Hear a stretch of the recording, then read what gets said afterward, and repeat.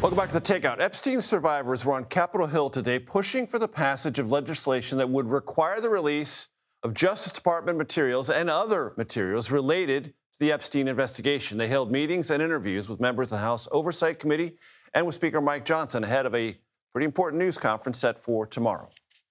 We're sincere about this. This was a 2.5-hour discussion. It was as bipartisan as anything I've seen in the 9 years I've been here. We want to bring justice to every single person who was involved in the Epstein evils or the cover-up thereof, but we also want to be equally certain that we protect the innocent victims. Scott MacFarlane joins me now here at the family table. Scott, I want to play for you sound from Ro Khanna, a Democrat from California, who with Thomas Massie tomorrow will hold a press conference talking about what is known as a discharge petition. That's a means by which members of the House can go around the leadership and put something on the floor, even though the leadership and the Rules Committee doesn't want it to be there. Let's listen to Ro Khanna talking about this press conference tomorrow and the overall Epstein matter. What will be explosive is the September 3rd press conference that both of us are having with 10 Epstein victims, many who have never spoken out before. They're going to be on the steps of the Capitol. They will be telling their story, and they will be saying clearly to the American public that they want the release of the Epstein files for full closure on this matter.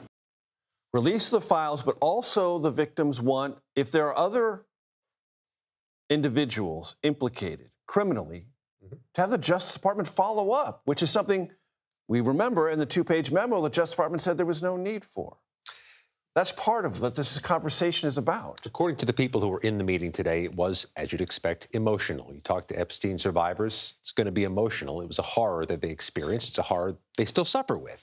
But what's the takeaway? What is the end goal? Well, it's different for different people here. Not any one thing is wanted by everybody.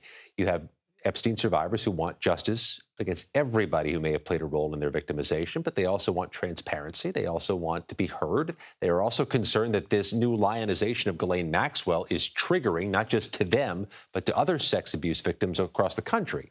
So there's a multitude of concerns. And for the politicians, well, there's a whole series of different interests there, aren't there? I mean, you've got a bipartisan group trying to find an end run around getting this thing passed into law, but perhaps Democrats and Republicans have different motives on this. Different motives for sure.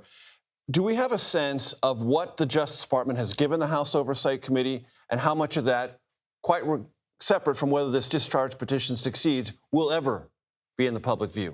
The House Oversight Committee members who've spoken to this say that there is information in what they've been receiving from the Department of Justice that will require some level of redaction, which means there could be some case-sensitive information or some personally identifying information in there that they've got to wipe out so that it doesn't go public against the wishes of the victims, indicating there could be some meat there we haven't seen on the bones already.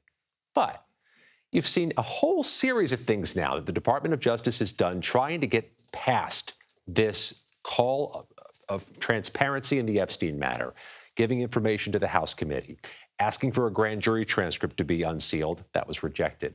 Giving Ghislaine Maxwell an audience with the Deputy U.S. Attorney General, transferring Ghislaine Maxwell to a different federal prison. None of it seems to be ending the fury here. Not ending the fury, and certainly the president could foreclose rhetorically commutation or pardon for Ghislaine Maxwell. Hasn't done that. That has added fuel to this fire. Scott MacFarlane, as always, thank you so very much.